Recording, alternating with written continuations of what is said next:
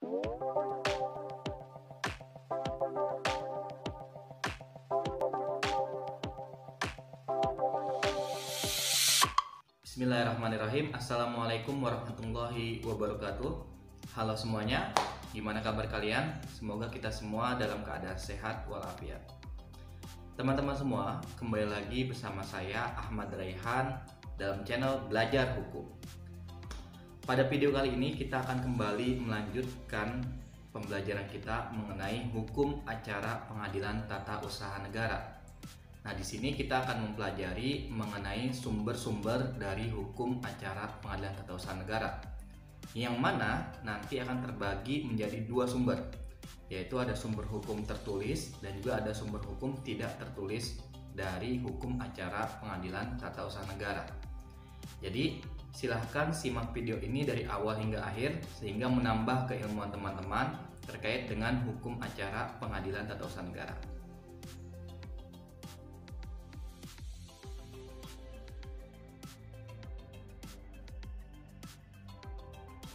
Baiklah teman-teman semua, yang pertama mengenai sumber hukum dari hukum acara tata usaha negara.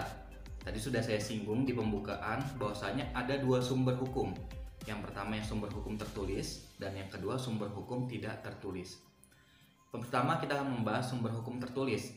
Ini adalah sumber-sumber hukum yang ada di peraturan perundang-undangan ataupun peraturan pemerintah ataupun peraturan Mahkamah Agung mengenai pengadilan tata usaha negara. Ini seperti contohnya adalah peraturan perundang-undangan yang terkait dengan PT-UN atau pengadilan tata usaha negara, lalu peraturan perundang-undangan terkait dengan kekuasaan kehakiman, dan juga peraturan perundang-undangan terkait Mahkamah Agung, serta peraturan perundang-undangan terkait dengan administrasi pemerintahan yang secara umum ya. Kalau misalnya kita bisa sebut seperti Undang-Undang Administrasi Pemerintahan, yang mana dia mengatur terkait dengan administrasi pemerintahan secara umum.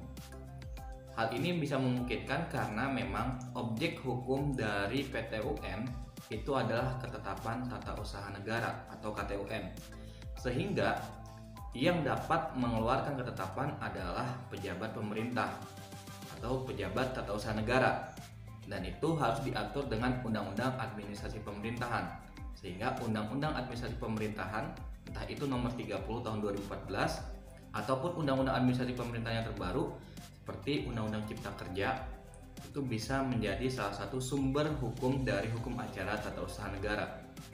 Nah, itu adalah beberapa sumber hukum tertulis dari hukum acara tata usaha negara. Kemudian terkait dengan sumber hukum tidak tertulis, ini adalah beberapa asas-asas dari asas-asas umum pemerintahan yang baik. Ya, jadi itu adalah sumber hukum yang tertulis dan juga sumber hukum tidak tertulis dari hukum acara pengadilan tata usaha negara. Dan kita akan bahas satu persatu.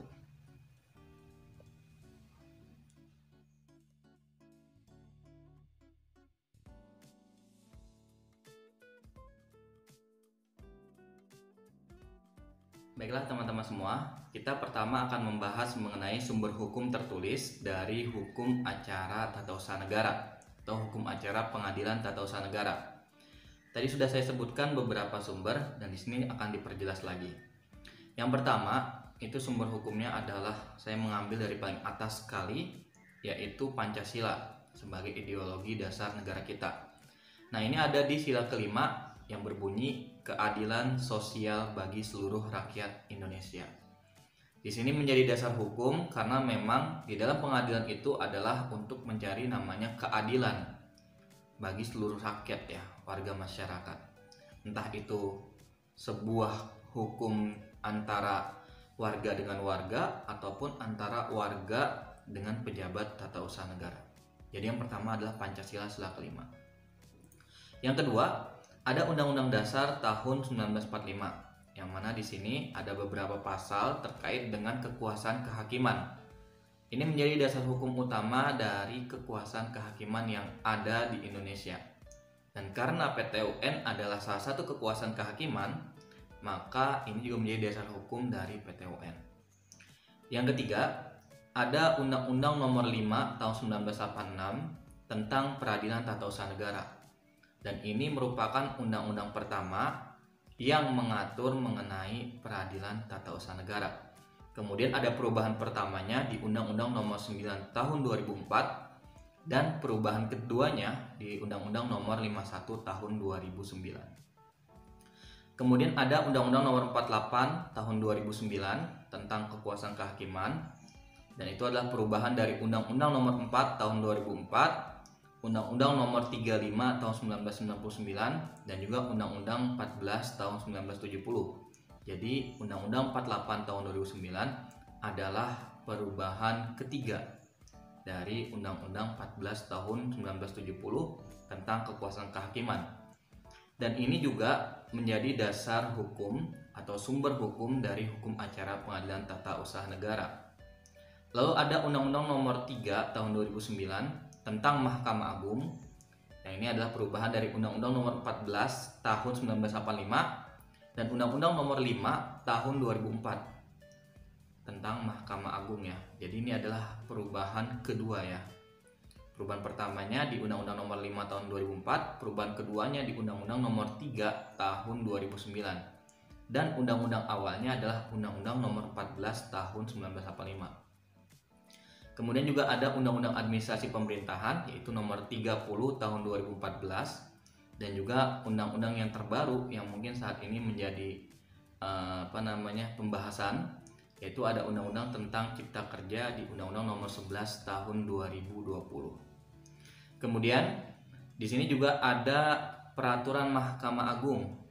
Nah, ini Peraturan Mahkamah Agung yang mana dia itu menjadi salah satu sumber hukum dari sebuah hukum acara pengadilan tata usaha negara. Kemudian ada praktek-praktek dari administrasi negara yang ada di Indonesia. Terus juga ada putusan hakim dan juga pendapat para ahli terkait dengan hukum acara pengadilan tata usaha negara. Nah, itu semua adalah sumber hukum tertulis dari hukum acara tata usaha negara.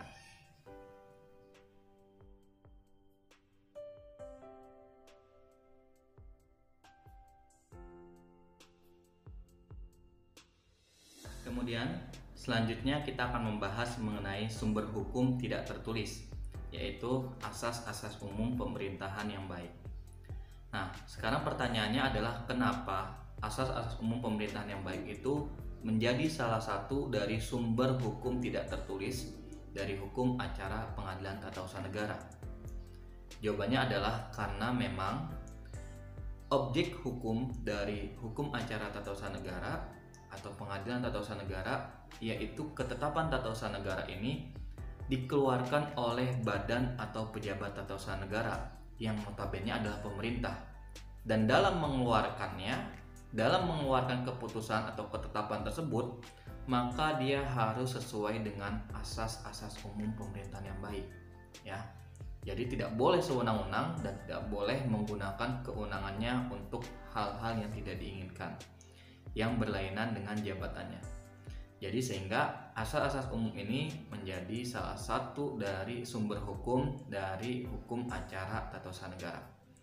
Di sini ada beberapa asas yang kalau misalkan dibilang tidak tertulis itu sebenarnya sudah ada beberapa asas yang tertulis di dalam undang-undang, tetapi tidak semua asas tertulis, sehingga yang akan saya sampaikan adalah asas-asas umum pemerintahan yang baik, baik yang tertulis di undang-undang maupun yang tidak tertulis, yang merupakan versi dari Bapak S.F. Marbun.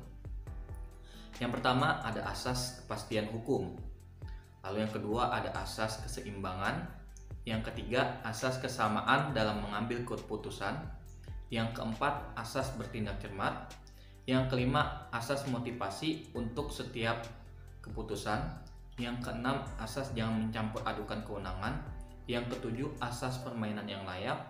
Yang kedelapan asas keadilan atau kewajaran. Yang kesembilan asas menanggapi pengharapan yang wajar. Yang kesepuluh asas meniadakan akibat suatu keputusan yang batal. Yang kesebelas asas perlindungan atas pandangan atau cara hidup. Yang kedua belas asas kebijaksanaan. Yang 13 asas penyelenggaraan kepentingan umum. Nah, 13 asas ini juga sering bertransformasi ya, berevolusi. Jadi dari 13 asas ini sering ada penemuan asas baru terkait dengan asas umum dari pemerintahan yang baik. Sehingga karena hukum itu adalah hukum yang hidup ya, the living law. Jadi asas-asas ini pun akan hidup mengikuti perkembangan zaman. Jadi bisa jadi nanti akan ada beberapa asas baru lagi yang menggantikan atau menambah atau merubah dari asas-asas umum yang disebutkan oleh Bapak SF Matbun. Tetapi pada intinya, asas-asas ini merupakan sumber hukum tidak tertulis dari hukum acara pengadilan tata usaha negara.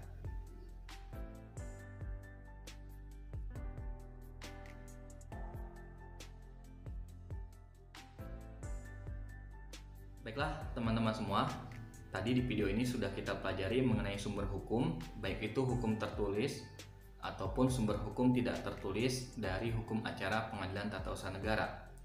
Mudah-mudahan yang disampaikan di video ini bisa bermanfaat untuk teman-teman semua dan menambah keilmuan teman-teman dalam pembelajaran di hukum acara pengadilan tata usaha negara. Saya mohon maaf kalau misalkan ada salah-salah kata dan penjelasan. Jangan lupa like, comment, and share video ini sehingga bisa memberi manfaat untuk yang lainnya. Terakhir, saya ucapkan terima kasih banyak sudah menonton dari awal hingga akhir. Wassalamualaikum warahmatullahi wabarakatuh.